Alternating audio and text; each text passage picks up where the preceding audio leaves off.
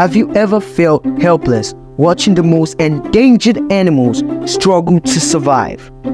Most of us want to help, but we just don't know how. But lucky for us, we have MrBeast, the YouTube sensation who has taken it upon himself to make a difference.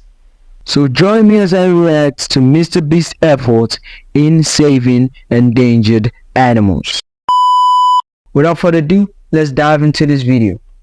There are only a handful of places left on Earth where humans and animals live in complete harmony.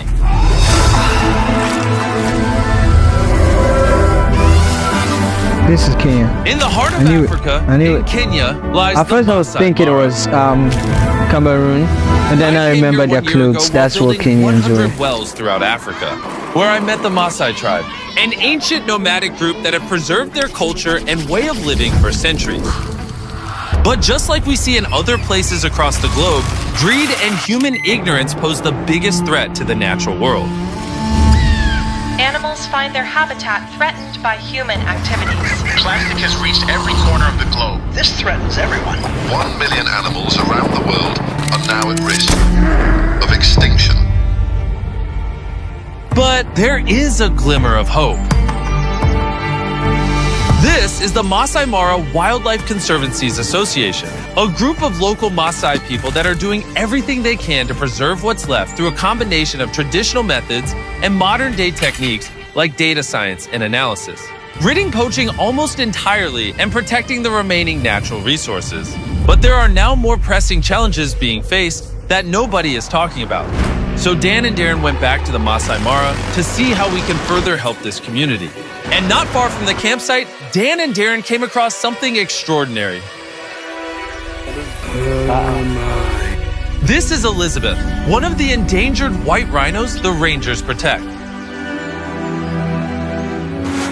What a beautiful animal. It's unbelievable, The power, you can feel it. 27 years you've been with these animals. Yeah. So they're like children to you. Yes. These rangers work day and night to ensure the protection of 27 years. And because they are all local Maasai people, they have a deeper understanding of who they are as shepherds of the wildlife. When we arrived at the campsite, we met with Daniel, the CEO of the Maasai Conservancies, to find out what other challenges they are facing. If you look at the last 40 years, scientific information shows a decline of wildlife numbers, and nearly 40% of the wildlife have been lost. And this was as a result of habitat destructions in particular. She said 40%. The downfall in the Mara all started 60 years ago when the land was divided and given to the Maasai people for private ownership. This led to investors buying the land for development and exploitation of resources. Many Maasai had no choice but to accept the money, abandoning their ancestral heritage and putting the habitat that millions of Maasai and animals rely on at risk of being destroyed. To combat this problem, the Conservancies came up with a plan to incentivize landowners to lease their land to the Maasai Conservancy in return for a monthly payment so that they could preserve their territory and traditions. This idea of conservation is just strengthening our relationship with wildlife and nature. That those people who are considered as custodians of wild animals are now benefiting. In the last 18 years, more than 24 conservancies have been formed in the Maasai Mara, allowing for the Maasai tribe and wildlife to flourish together. But Tarn, the lead project manager for the Conservancy, told us that natural disasters and weather events like climate change have proven to be the biggest problem that the Maasai now faces. Sadly, we've had some really unexpected weather events. We've had massive flooding events. We've lost property in the form of tourism camps. And more importantly, we've lost lives from some of the rangers who work out here to protect this valuable ecosystem.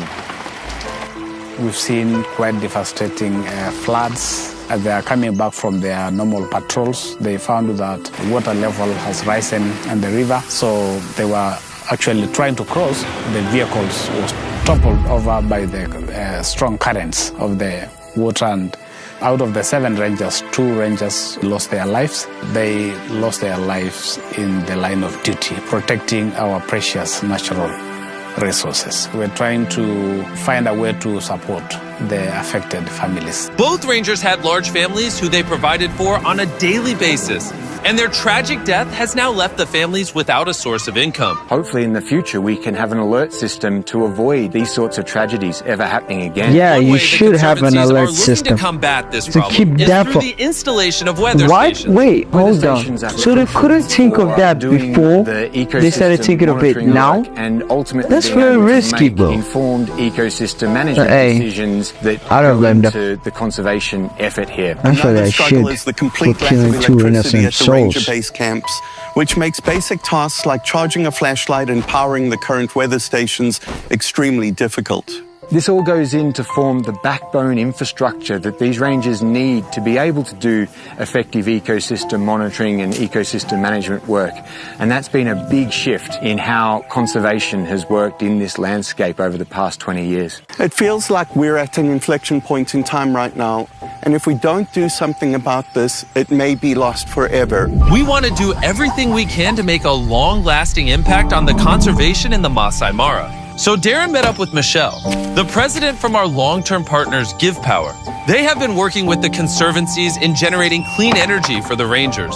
Give Power will be supplying the whole ranger station with clean energy to give light at night. And most importantly, power the weather stations and sensors to predict environmental changes and events to protect the Maasai people. And furthermore, expand the protected Masai Mara areas. So I got very excited about the opportunity to bring power to some of these ranger stations. We also got the opportunity to create a digital connection to be able to transmit important information that they gather in the field to a system that would allow us to start creating carbon credits. Carbon credits are bought by companies to offset their carbon footprint and allows them to release a certain amount of greenhouse gases. If the Conservancy gets additional weather stations, they will be able to sell the carbon credits to companies that need it in order to continually expand and protect the Masai Mara. In addition to the 7 weather stations and solar grids that we installed, Darren is just about to surprise Daniel with even more. Daniel, we're going to pay for 5 more weather stations. I have no words to express. Wow, he's actually crying. And the Mara community on. I don't think he's crying. Nah, he's not crying. Thousands and thousands of those landowners who are not here. They are going to be very, very happy.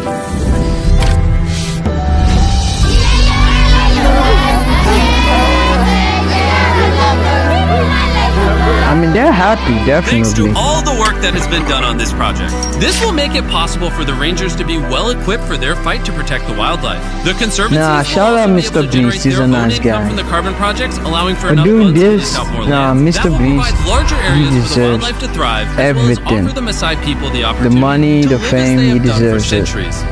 We're also ensuring that the new generations will have to continue what we have started, because it is also actually changing their livelihoods. It is actually providing income to thousands and thousands of households. It's a blessing to us.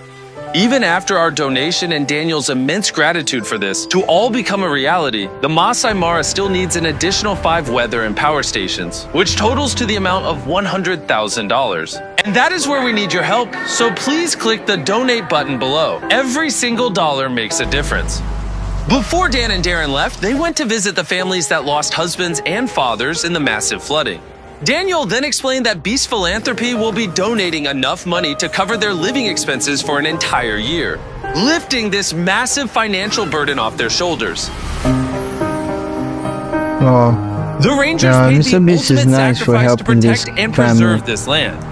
It's extremely important that we all do what we can to support the organizations making a massive change help people out there, bro. We have a short I want to help opportunity to people. I want to help. and do something. Try to make a little change in people's lives. It's thanks to all of you watching and donating that we can do projects like this with organizations that are protecting our planet and its nature. So again, please click the donation button so that we can hit our goal of $100,000 to complete this project. Wow. So what do you guys think about wildlife conservation? Make sure to share your thoughts in the comments down below. Oh, and go check out my next video. I don't know if it's going to be popping up the screen, but you can go check it out on my home page. And don't forget to subscribe. Peace.